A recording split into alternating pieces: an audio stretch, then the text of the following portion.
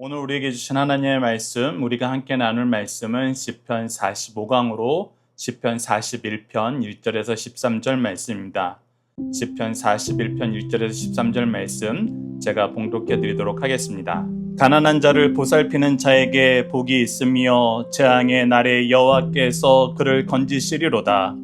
여호와께서 그를 지키사 살게 하시리니 그가 이 세상에서 복을 받을 것이라. 주여 그를 그 원수들의 뜻에 맡기지 마소서.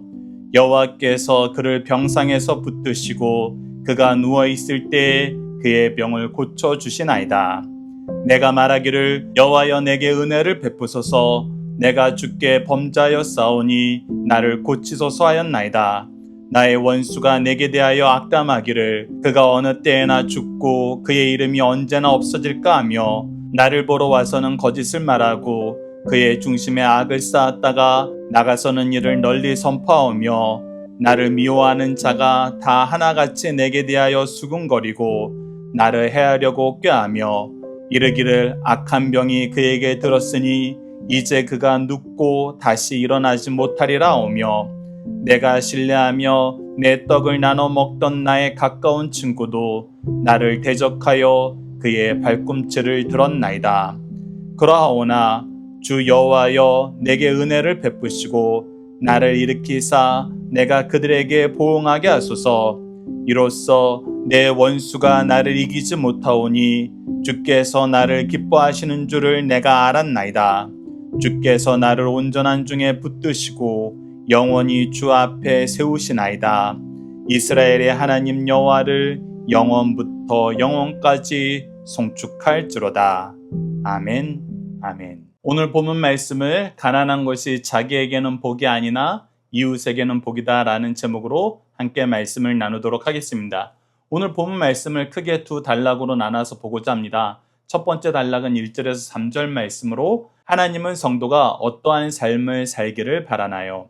키워드는 가난한 자, 보살핌, 은혜의 통로입니다. 자, 하나님께서는 우리가 어떠한 삶을 살기를 바라시냐면 연약한 자, 가난한 자를 돌보기를 원하십니다. 하나님께서 우리에게 은혜를 먼저 주신 이유는 우리가 은혜에 빚진 자로서 이 은혜를 갚는 삶을 살아라. 너희들이 나의 축복의 통로가 되어라 라고 하시면서 한 민족으로 이스라엘 민족을 세우셨고 예수님을 통해서 교회가 그 일을 계승하게 하신 것입니다. 그래서 우리는 하나님의 은혜의 통로, 축복의 통로, 연약한 자를 고치며 보살피는 하나님의 구원의 통로가 되는 것입니다. 그래서 1절 말씀에 이렇게 선언합니다. 가난한 자를 보살피는 자에게 복이 있으며 재앙의 날에 여호와께서 그를 건지시리로다. 즉 어떠한 사람을 하나님께서는 환난 가운데 어려울 때 그의 구원의 역사를 더 강하게 베푸시느냐 할 때 바로 가난한 자를 보살피는 사람이란 것입니다. 우리가 성경을 통해서 계속 배워왔던 것은 모든 인생의 삶은 하나님께 공급받은 것으로 삶을 살아요. 우리가 무엇을 해서 공급받는 것보다 사실 이 창조의 원리 안에서는 하나님께서는 우리에게 필요한 걸 공급해 주시고 하나님의 일을 하라 그러세요. 그래서 미리 준비된 상태에서 하나님의 준비하심 안에서 우리가 주어진 사명을 감당하게 되는 것입니다. 그것처럼 하나님께서는 주어진 사명을 잘 감당하는 사람에게는 더 많은 복을 허락해 주세요. 더 많은 은혜를 베풀어 주세요. 왜? 이 사람에게 주면은 그의 충성된 종들에게 주면은 하나님이 주신 것을 하나님의 뜻 안에서 하나님의 은혜의 역사로 하나님의 축복의 역사가 확장되는 것으로 잘 사용하기 때문이죠. 그래서 성경은 잘 사용하는 자에게 더 많이 베푸시는 하나님의 역사를 반복적으로 우리에게 가르쳐 줍니다. 오늘 1절 말씀도 그 내용으로 시작하는 거예요. 우리가 잘 사용하면 하나님은 더 많은 은혜로 우리에게 베풀어 주신다. 그 중에 대표적인 것이 무엇이다? 바로 가난한 자를 보살피는 것이다. 우리가 육적으로 가난한 것도 있지만 영적으로 가난한 것도 있어요. 그래서 우리가 영적으로 가난한 것은 은혜가 아니면 살 수 없는 상태, 하나님의 은혜가 아니면 살 수 없는 상태에 있을 때 우리가 가난한 거라 그랬어요. 그래서 우리는 하나님의 백성으로 하나님이 세우신 일꾼으로 세우심을 받았으면 아직 하나님의 은혜를 발견하지 못한 사람, 아직 하나님의 은혜를 의지하지 못하는 사람, 아직 예수 그리스도를 믿지 못하는 사람들에게 하나님의 구원의 은총을, 그의 심령의 연약함을, 그의 가난함을 돌보는 하나님의 은혜의 통로, 위로의 통로, 구원의 통로가 돼야 된다는 것입니다. 그래서 예수님이 우리를 파송하신 거거든요. 땅끝까지 이르라고 명령하신 거거든요. 이것을 잘 기억하셔요. 우리가 육체적으로 가난한 사람뿐만 아니라 영적으로 하나님을 알지 못하고 하나님을 믿는다 하면서도 바르게 믿지 못하는 사람들, 아직 회개의 은혜와 구원의 은총을 충만하게 맛보지 못한 사람들, 이것을 의심하는 사람들, 그들을 우리가 보살피면은 하나님은 우리에게 필요한 모든 것을 공급해 주십니다. 특히 필요한 것이라고 했을 때 우리가 봉헌기도 안에서 항상 반복해서 얘기하는 게 뭐예요? 우리에게 주신 시간과 재능과 물질. 하나님께서는 시간이 필요할 땐 시간을 주세요. 재능이 필요할 땐 재능을 주세요.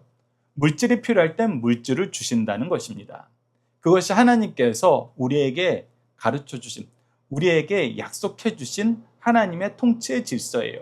계속해서 2절 말씀 봅시다. 여호와께서 그를 지키사 살게 하시리니 그가 이 세상에서 복을 받을 것이라. 분명히 얘기합니다. 하나님의 뜻대로 하나님이 주신 은사를 잘 나누는 사람들은 하나님께 복을 받게 돼요. 주여 그를 그 원수들의 뜻에 맡기지 마옵소서. 그러나 그 원수들은 저렇게 하나님 열심히 믿는 사람, 저렇게 의롭게 사는 사람, 저렇게 악을 행하지 않는 사람 꼴도 보기 싫고 오히려 그들을 이용해서 잡아먹으려고 여러 가지 시도를 해요. 그래서 어찌 보면은 그들의 입 벌림 안에 고개를 넣은 것 같은 삶을 사는 것 같아요. 그러나 하나님께서는 우리를 지키신다. 그들의 뜻대로 우리가 되도록 내버려 두지 않으신다. 3절 보시죠. 여호와께서 그를 병상에서 붙드시고 그가 누워있을 때마다 그의 병을 고쳐주시나이다. 그래서 우리가 죽은 것처럼 넘어졌으나 다른 사람들은 이제 생명을 유지할 가능성이 없다라고 얘기하나 하나님께서는 항상 일으켜 주셨다. 하나님께서는 우리의 생명을 회복시켜 주셨다. 우리의 영광을 회복시켜 주셨다. 우리의 사명을 회복시켜 주셨다. 이 내용을 우리에게 강하게 다시 한번 강조하시면서 7 말씀을 마무리해 주시는 것입니다. 자, 함께 묵상할 말씀 보도록 하겠습니다. 신명기 15장 7절로 8절 말씀 보십시오. 내 하나님 여호와께서 내게 주신 땅 어느 성읍에서든지 가난한 형제가 너와 함께 거주하거든, 가난한 형제가 너와 함께 거주하거든 이 가난한 형제를 무엇으로 대하라? 하나님께서 나에게 맡긴 영혼으로 대하라. 그것이 가장 좋은 삶의 태도예요. 하나님이 주신 사명을 바르게 감당하는 자세입니다. 그런데 그러지 않은 사람이 있어요. 어떤 사람이 있습니까? 그 가난한 형제에게 내 마음을 완악하게 하지 말며 내 손을 움켜쥐지 말라. 그래서 그에게 줄 수 있지만 어떤 이유를 대서라도 그에게 안 주려고 그러고 더 나아가서는 그가 가진 아주 작은 것까지도 빼앗으려 하는 자들이 있어요. 그렇게 완악한 자들이 있어요. 그런데 너희들이 하나님을 바라볼 때는 그렇게 살 수 없다. 하나님의 뜻대로 하나님의 일을 행해야 돼요. 어떻게 행합니까? 8절 말씀입니다. 반드시 내 손을 그에게 펴서 그에게 필요한 대로 쓸 것을 어떻게 주라? 넉넉히 구워주라. 넉넉히 구워주라. 우리가 힘써 그를 도와야 된다는 얘기입니다. 우리에게 맡긴 영혼이 우리 앞에 있을 때에는 그 연약함을 우리가 책임지겠다는 생각, 이 일이 나에게 가장 중요하다는 마음으로 그 연약한 자를 돌봐라. 이것이 사실 그리스도인들의 교회의 표지라는 것입니다. 마태복음 25장 40절 보시죠. 임금이 대답하여 이르시되 내가 진실로 너희에게 이르노니 너희가 여기 내 형제 중에 지극히 작은 자 하나에게 한 것이 곧 내게 한 것이니라 하시고, 작은 자를 돌봐주는 게 누구에게 한 것이다? 하나님께 한 것이다. 하나님이 가장 기뻐하는 그 의미를 뛰어넘어서 이거는 나에게 베푼 거다. 나에게 구워준 거다. 우리 하나님 참 놀라우세요. 우리가 그들을 돌볼 수 있는 것도 하나님이 주신 거예요. 그런데 그 주신 걸 가지고 우리가 충성스럽게 사용했더니 그거를 우리의 엄청난 업적으로, 도움이 필요한 하나님을 도운 것으로 하나님이 여겨주신다는 거예요. 그렇게 우리의 공로를 측량해 주신다는 거예요. 어마어마한 분입니다. 마태복음 6장 2절로 4절 보시죠. 그러므로 구제할 때 외식하는 자가 사람에게 영광을 받으려고 회당과 거리에서 하는 것 같이 너희 앞에 나팔을 불지 말라. 진실로 너희에게 이르노니 그들은 자기 상을 이미 받았느니라. 너는 구제할 때 오른손이 하는 것을 왼손이 모르게 하며 내 구제함을 은밀하게 하라. 은밀한 중에 보시는 너희 아버지께서 갚으시리라. 즉 이거 하나님께 한 거로 하나님께서 여겨주실 만큼 잘한 일인데 이것으로 내 의를 세우려 하지 마라. 네 공로로 네 업적으로 세우려 하지 마라. 이것은 누구에게 한 것이다? 하나님께 한 것이다. 누구를 힘입어서 한 것이다? 하나님을 힘입어서 한 것이다. 그래서 오직 나타나야 되는 것은 하나님의 영광이다. 우리의 영광을 위해서 하지 마라. 하나님의 영광을 위해서 하라. 마지막으로 마태복음 5장 3절과 7절입니다. 심령이 가난한 자는 복이 있나니 천국이 그들의 것이며 긍휼히 여기는 자는 복이 있나니 그들이 긍휼히 여김을 받을 것이며. 내가 먼저 회개하고 하나님께 은혜를 구하면 하나님이 우리를 천국 백성 삼아 주시고 우리가 그 은혜 안에서 긍휼을 베푸는 사람으로 살게 하세요. 그리고 우리가 긍휼을 베푸면은 하나님이 또한 더 많은 긍휼하심으로 더 많은 은혜로 우리에게 베풀어 주신다는 거예요. 이것이 천국 백성들이 누리는 하나님 안에서의 복된 삶입니다. 복의 통로가 되는 영광스러운 삶이에요. 이 삶을 우리에게 살라고 계속해서 하나님은 초대장을 보내고 계시는 거예요. 이 삶으로 너와 내 가족과 내 주위에 있는 모든 사람들, 네 시야에 있는 모든 연약한 사람들을 네가 복되게 하는 삶을 살아라. 나의 일꾼이 되어 나의 복을 나누는 사람이 되어라.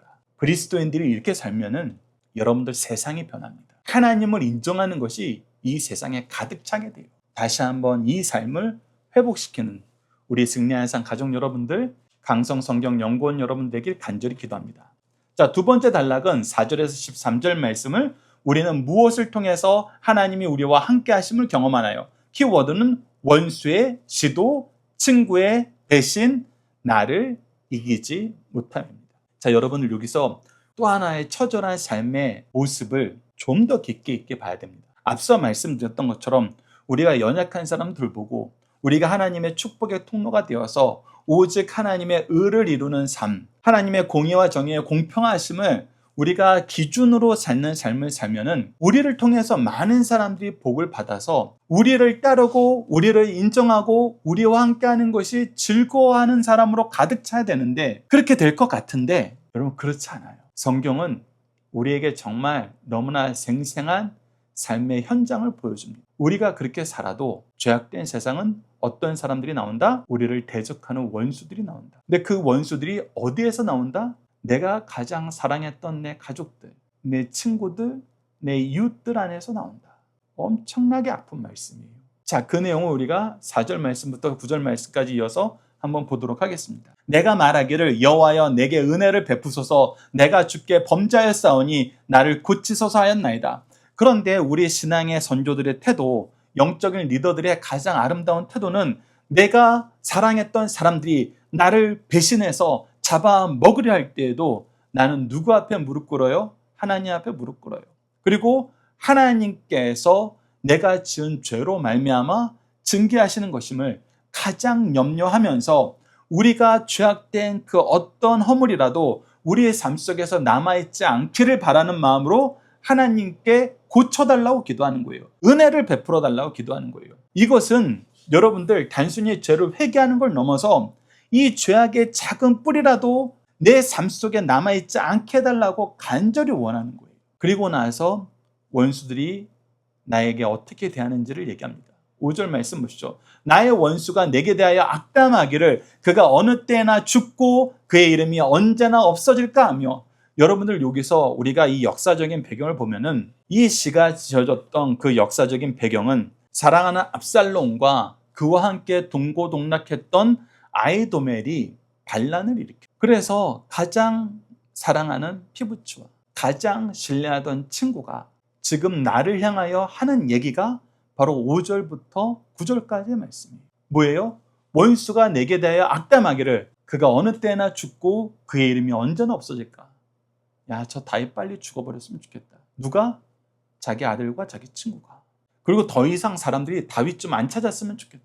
이런 일이 발생한다는 거예요. 우리는 연약한 사람들 돌보고 그들에게 하나님의 은혜를 베풀어주는 삶을 살았는데 때로는 나와 같이 하나님의 일을 하던 사람들이 때로는 나에게 너무나 큰 도움을 받았던 그 사람들이 야 이제 저 사람 죽었으면 좋겠어.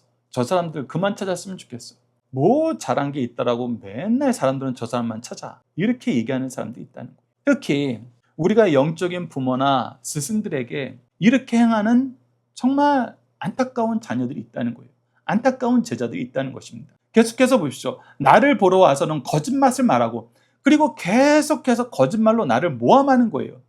그의 중심에 악을 쌓았다가 나가서는 이를 널리 선포하며 그 거짓말이 이제 참말인 것처럼 막 사람들에게 얘기하고 다녀요. 내가 그 앞에서 물어봤는데도 아무런 대답 못하던데 뭐가 찔리는 게 있으니까 대꾸하지 못하는 거 아니야? 뭐가 찔리는 게 있으니까 날 고발하지 못하는 거 아니야? 뭐가 찔리는 게 있으니까 나랑 맞대어 싸우지 않는 거 아니야? 하나님의 마음으로 죄악을 멀리하는 것을 그들은 우리가 그 죄를 인정한 것으로 꾸며서 사람들 앞에 선전해요. 사실이 아닌 그것을, 자기네들의 거짓말을. 계속해서 보시죠. 7절 나를 미워하는 자가 다 하나같이 내게 대하여 수군거리고 나를 해하려고 꾀하며 이르기를 악한 병이 그에게 들어갔으니 이제 그가 눕고 다시 일어나지 못하리라 하며 그냥 병들어 죽어버렸으면 좋겠다. 빨리 어떻게든 사라졌으면 좋겠다. 지금 밥 못 먹는 거 보니까 아주 이제 망가졌나 보다. 잘됐다. 어서 빨리 사라져라.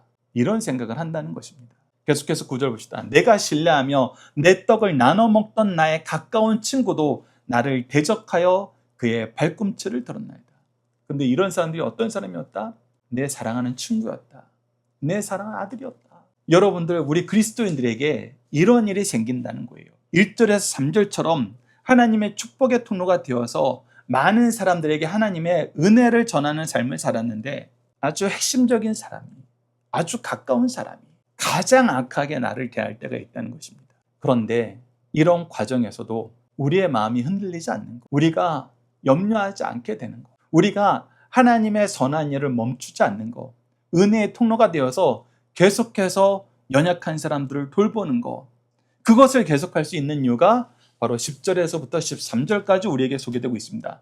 그러하오나 주 여호와여 내게 은혜를 베푸시고 나를 일으키사 내가 그들에게 보응하게 하소서. 네, 하나님께서 나와 함께 하시고 나는 하나님의 곁을 절대로 떠나지 않고 이 악을 행하는 것을, 이 악에 물드는 것을 가장 미워하고 가장 조심하는 그런 하나님의 뜻대로 살기 때문에 하나님은 내 편이다라는 거예요. 여러분 보십시오.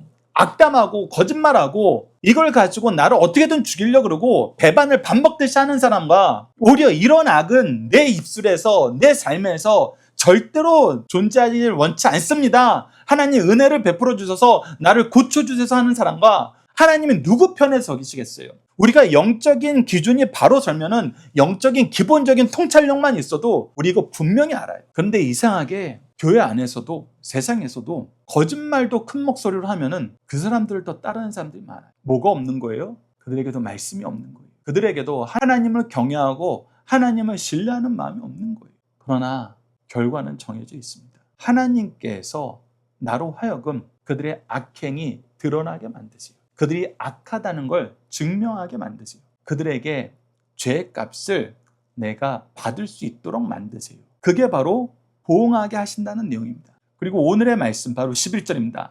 내 원수가 나를 이기지 못하오니 내 절대 못 이겨요. 온갖 수단을 다 동원하고 온갖 거짓말을 다 동원하고 온갖 악한 계략을 다 동원했어도 안 돼요. 안 됩니다. 하나님이 보호하시는 자를 누구도 무너뜨릴 수 없어요. 주께서 나를 기뻐하시는 줄을 내가 알았나이다. 이 원수가 나를 이기지 못하는 걸 통해서 나는 이 원수가 나를 이기지 못한다는 그 기쁨보다 무엇이 더 기쁘냐면 하나님이 나를 기뻐하시는구나. 하나님이 나를 즐거워하시는구나. 내가 하나님 마음에 들었구나. 내가 하나님의 기쁨이 되었구나. 이것이 나에게 더 즐겁다는 거예요. 여러분들 이것이 신앙인의 자세예요.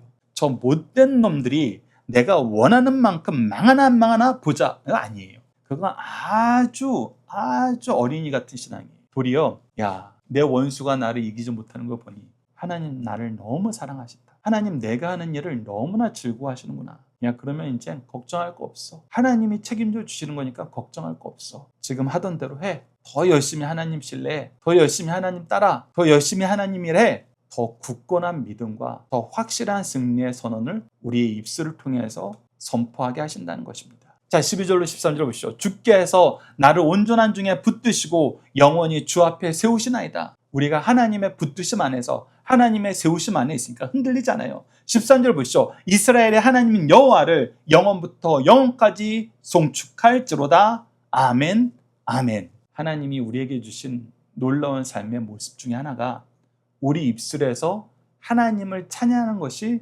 멈춰지지 않게 하신다는 거예요. 기도가 멈춰지지 않는 사람은 찬양이 멈춰지지 않아요. 말씀이 있는 사람은 기도하게 되고 기도하는 사람들은 반드시 찬양하게 됩니다. 찬양은 그냥 우리가 재능을 뽐내는 거 아니에요. 정말 기쁨의 찬양이에요. 정말 영광의 찬양이에요. 이 찬양이 우리 삶 속에 가득하길 다시 한번 기도합니다. 자, 함께 묵상할 말씀 보시죠. 마가복음 14장 21절입니다. 인자는 자기에 대하여 기록된 대로 가거니와 인자를 파는 그 사람에게는 화가 있으리로다. 그 사람은 차라리 나지 아니었더라면 자기에게 좋을 뻔하였느니라. 왜 이 얘기를 하세요? 바로 오늘 본문 말씀 9절 말씀의 성취가 바로 가룟 유다를 통해서 이루어졌잖아요. 이 가룟 유다에 대한 경고의 말씀이에요. 그런데 결국 이 일이 일어나요. 그러면서 요한복음 13장 18절에는 이렇게 기록되어 있습니다. 내가 너희 모두를 가리켜 말하는 것이 아니라 나는 내가 택한 자들이 누구인지 알미라. 그러나 내 떡을 먹는 자가 내게 발꿈치를 들었다는 성경을 응하게 하려는 것이니라. 네, 이런 일이 없어야 되는데 하나님께서는 회개하고 돌아오게 하시려고 이 말씀을 미리 주셨고 예수님도 거듭 경고하셨는데 끝까지 회개하지 않았어요. 끝까지 돌이키지 않았어요. 여러분, 우리 어떤 인생을 살아야 될까요? 끝까지 돌이키지 않고 끝까지 경고를 무시하고 내가 생각하는 것을 이루려는 내 탐욕을, 내 의만을 중요하게 여기는 삶을 살아야 될까요? 하나님의 의를 따르면서 하나님의 말씀에 순종하는 삶을 살아야 될까요? 여러분들, 그 결과는 명확합니다. 자, 중심 사상을 보도록 하겠습니다. 첫 번째, 가난한 것이 복은 아니나 가난한 자를 돕는 것은 복입니다. 이 세상을 바라볼 때 외부에 나타난 것으로만 판단한다면 약한 것들은 존재하지 못하고 강한 것들만 남아있을 것 같아요. 그러나 약한 것들이 더 많이 존재하는 이유는 하나님께서 그들을 가꾸시고 보호하시기 때문입니다. 지혜로운 사람은 하나님께서 약한 자를 가꾸시고 보호하시는 일에 참여함으로 하나님께 복을 받습니다. 이 모든 사실을 바르게 가르쳐주는 말씀입니다. 두 번째, 하나님의 징계를 받을 때 죄의 결과로 알고 받는 자는 복, 지혜가 있는 사람입니다. 성도들이 징계받을 때 때로는 그것이 자신의 죄의 결과로 온 것임을 인정하지 않습니다. 그러니 눈에 보이는 징계의 도구인 사람을 원망하고 하나님의 교회까지 떠나려 합니다. 그러나 징계로 받을 때 성도는 겸손해지고 은혜로 회복될 것을 우리에게 가르쳐 주십니다. 세 번째, 악한 자, 불신자들의 특징은 선한 자와 함께 잘 되는 것을 싫어한다는 것입니다. 악한 자들은 우리 모두 함께보다 내가 먼저, 내가 많이, 내가 제일이라는 생각을 우선으로 합니다. 이런 사람은 친구는 물론요, 스승, 부모, 나라까지도 쉽게 배신해요. 네, 너무나 안타까운 일이. 그러나 성도는 이런 모습에서 벗어나기를 늘 사모해야 됩니다. 자녀들과 함께하는 기도 훈련 내용으로 함께 기도하도록 하겠습니다. 반드시 구원을 이루시고 반드시 공의로운 세상을 다스리시는 하나님, 하나님을 믿는 믿음 안에서 우리의 영과 육을 강건하게 하시고 죄를 멀리하며 연약한 영혼들을 위해 주신 은혜를 사용하게 하심을 감사합니다. 그러나 우리도 대적의 멸망을 바라며 더디게 심판하시던 하나님을 원망하기도 하며 죄를 범하고도 위선의 탈을 쓰고 회칠한 무덤과 같은 인생이었음을 고백합니다. 우리의 연약함과 죄악됨을 용서해 주소서. 주님의 임재 앞에서 회개하게 하시고 은혜가 아니면 살 수 없는 가난한 영혼임을 고백하게 하소서. 주의 은혜로 애통하는 심령을 가지게 하시고 온유한 마음으로 세상을 대하게 하소서. 하나님의 의를 갈망하며 의의 열매를 맺고 국률한 마음으로 세상을 대하게 하소서. 우리를 통해 구별된 삶과 평화를 이루는 삶이 무엇인지 세상이 알도록 하는데 우리가 쓰임받도록 도와주소서. 예수님 이름으로 기도드립니다. 아멘. 합심기도할 제목은 우리가 먼저 은혜로 살고 축복의 통로가 되고 의의 열매를 나누어 하나님 나라를 확장하는 데 쓰임받게 하시고 이러한 역사가 풍성한 가정과 교회가 되도록 함께 기도합시다.